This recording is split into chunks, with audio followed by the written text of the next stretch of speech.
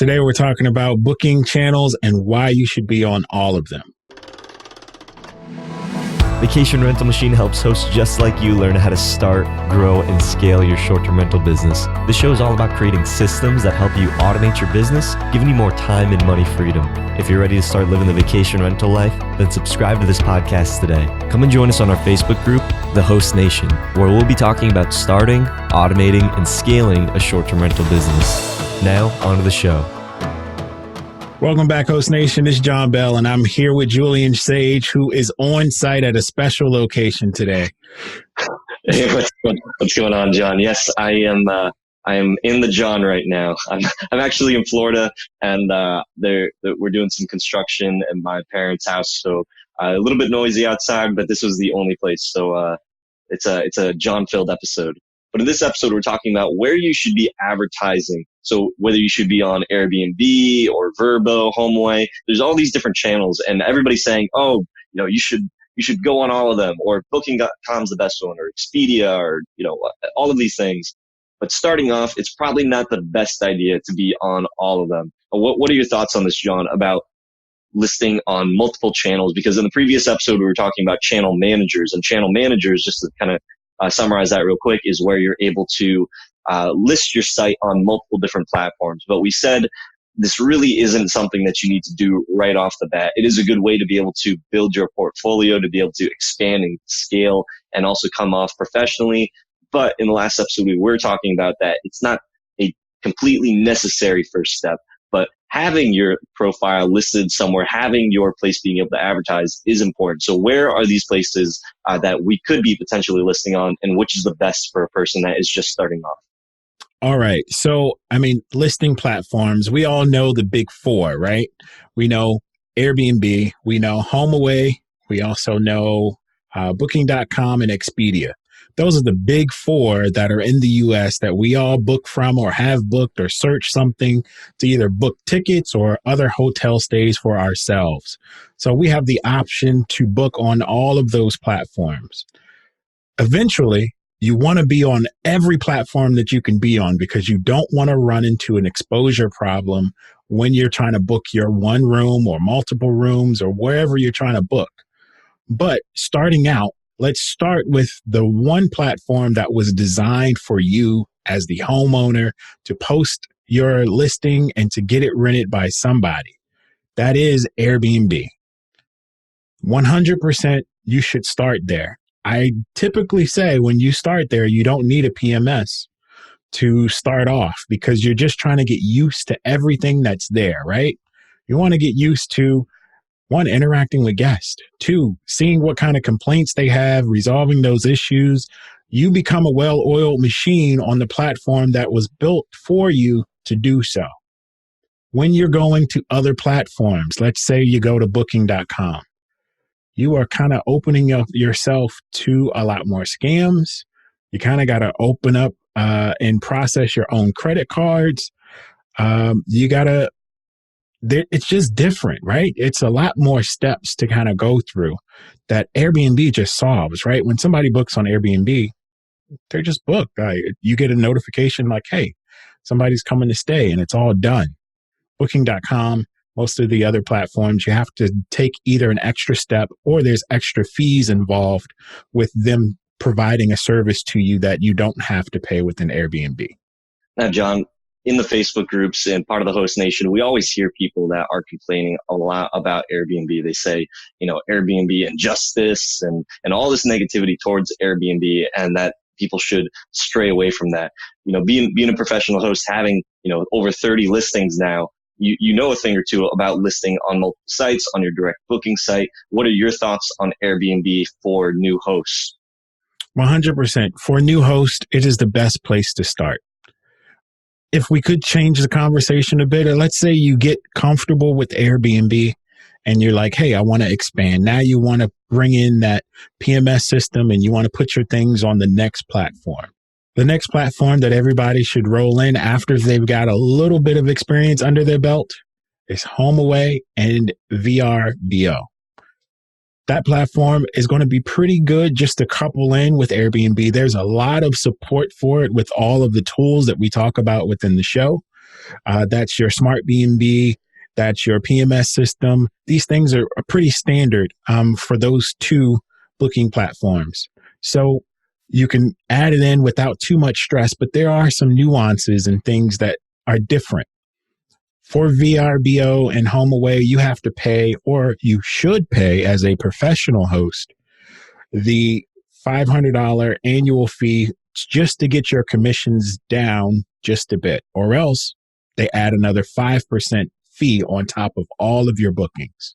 Let's compare the two platforms just for 1 second. Airbnb has about 80 million visitors per month. Airbnb has also booked more than Hilton hotels, I believe, last year. So that's 2018. That shows you the growth of just Airbnb as a whole. HomeAway and VRBO is a smaller footprint, but it's a different crowd. Let's talk about the crowd. Your HomeAway visitor or guest typically will be older. Let's make sure that your place can accommodate somebody that's older. This might mean you can't have just apps on your TV without some type of app cable subscription service where somebody could still click through channels. We kind of have to change the way that we think because our audience grab is just a tad bit different. We got to remember HomeAway has been out for a very long time. So there's a lot of older people that know, hey, I just go here. I don't know about this Airbnb thing. They probably believe all the bad hype about it and say, I don't want to stay at those places, not knowing you can book them both from the same place. The advantage of the difference in crowd, you can charge more on HomeAway and VRBO than you can on Airbnb. 100%, I book more for more money on HomeAway and VRBO than I do on Airbnb. Airbnb is my budget booking resource. It also books differently. It books last minute almost. When you got pricing right, it should book last minute. You shouldn't be booked up a month and a half ahead unless you know you are in a low season and you just want to just ride out the low season as low as you can or get booked up so you have some revenue. So that's good, a good strategy for low season. But I want to keep some of my availability for my HomeAway guests that come in and just pay me just more per booking. Again, I want you to book, so I'm going to post it and have it out there with all the pictures. HomeAway can hold up to 50 pictures. That's great. I'm telling the full story. I got everything you need. I'm taking picture of toilet paper, paper towels. You know, Julian's right there. He can take some photos while he's in there. Outside of that, the next platform you should really kind of roll in should be, I would say, Booking.com. Booking.com is one of those, it is more of the it's more of the international booking platform. This is where you can pull in guests from all kinds of different countries. They can come in and you just really opened up your listing to a broader audience. They have about 450 million visitors per month. So that's a huge audience. That's more than 10 times of the other two channels. So you want to be out there, but you also expose yourself to a whole different type of experience. Like I said, fraud, scams, credit cards that are fraudulent, people that want to exchange checks for stays. This is stuff that you kind of you have to allow yourself to accept or just know that, hey, this is what it is. It's fake. I don't have to worry about it. It doesn't have to stress you out. But Airbnb has precautions in place that you don't get these things. So just remember, Airbnb was built for this. It's similar to like Uber being built for us to share cars and pick up people. If we were to just say, hey, everybody just use this other taxi app that's been out for the longest time and get this CB radio and got this roto dial number and we're going to go and you're going to go pick up people and you couldn't accept credit cards and you can only do cash, or if you did cards, you got to pay like this other person to do it. It's similar to all of that. So when bringing in a different booking channel, keep that in mind. We got a PMS that's going to tie everything together. That's going to make all the bookings just seamless. communicate with each other so you're not double booking. You don't want to double book. That's a very, very, very bad thing. You got to cancel on somebody. If you ever have to do that, pick the right platform to do it. That's all I can say there. There are other notable platforms. You got Flipkey, you got TripAdvisor. These are all notable places that people go to book things. Eventually, if you are really trying to be a pro in this market, you will always pick up platforms to post your listing because you don't want somebody not to be able to find your place when they're looking to stay.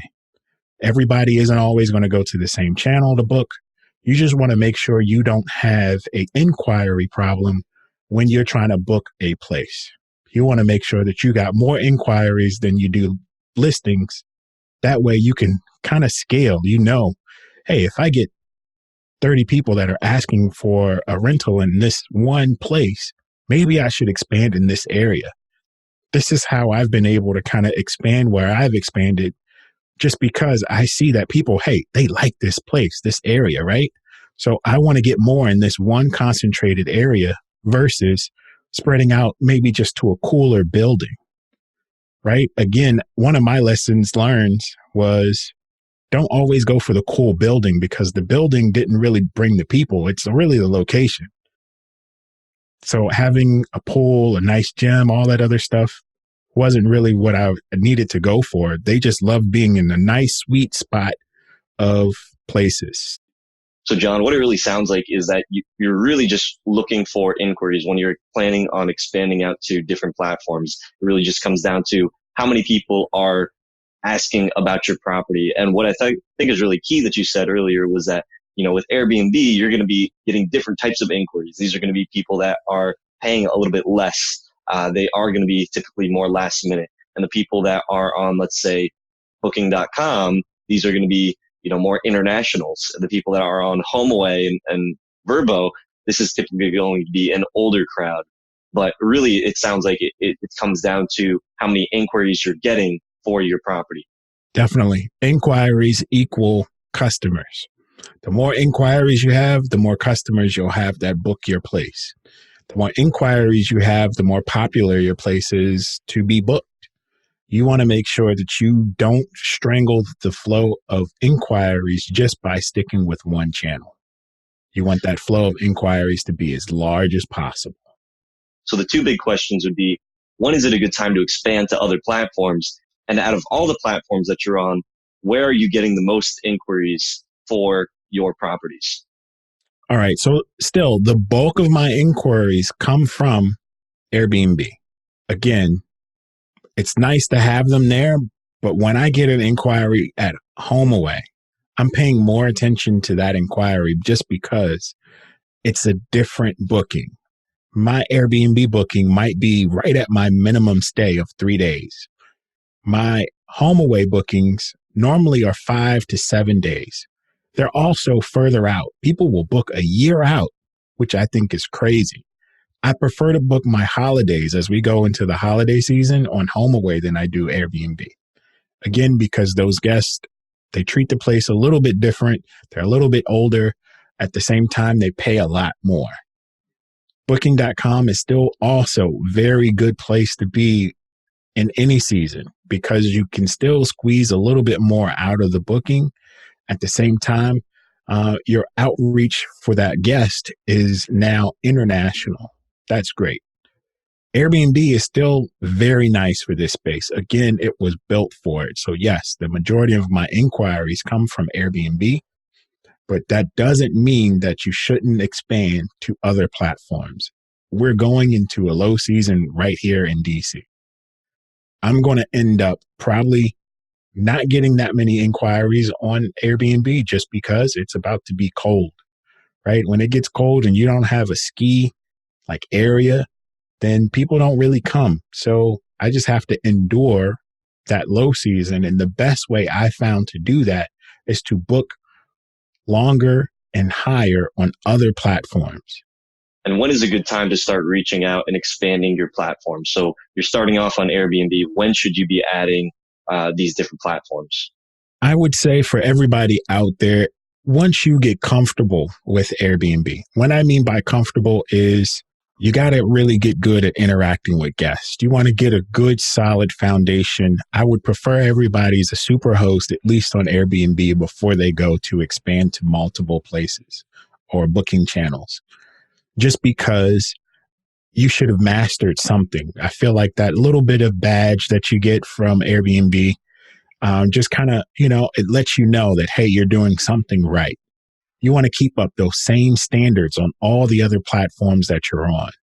I would say if that means that you only take your one listing and then put on all the other channels, you can do that. You don't have to have multiples just to go to other platforms. Now, there are some restrictions on some platforms like Expedia. I believe you have to have a minimum of 4 to get published by them. Booking.com has realized that this short-term rental space is a space that they could really get in and dominate as well. They're going to be the second friendliest within the next year or 2 years as Airbnb on just allowing hosts to kind of post their properties and actually work with us to make sure that we're putting our best foot forward and they're actually doing their best to integrate everything that we need from them. So that would probably be another good place to be. That's really good information, John, because I think a lot of people, when they're getting into the space, they feel overwhelmed because it's like, man, there's all these different channels. Now I have to hook up the PMS and I have to hook up the dynamic pricing and the automated messaging. And now I have to be on all these different channels and have all these different calendars with all these different cleaners. It can feel like a lot. But the thing is that you can really just start off on one. And as you become confident, as you become comfortable, and once you've really mastered just one platform, then you can start focusing and worrying about adding on. Because like John was saying, the majority of his bookings are coming from Airbnb. But when you are trying to increase your inquiries, you do want to expand onto other channels. But there's no rush for that. You can start off on one, and then once you build up that confidence, then consider adding on to multiple platforms. But lots of really good information in this one, guys. We wanted to just cover everything and make sure that you are feeling comfortable and that you're not stopping yourself from moving forward just because of all these different tools. You really just have to focus on the primary, where you're getting the majority, and then start to scale up. But with all that being said, Host Nation, keep on hosting. Hope you hosts found value in this episode. If you did, please go on over to iTunes and leave us a review, as that would greatly support the show. If you'd like to connect with John, the community, and I, then go on over to our Facebook group, The Host Nation. Talk to you hosts in the next episode. Keep on hosting.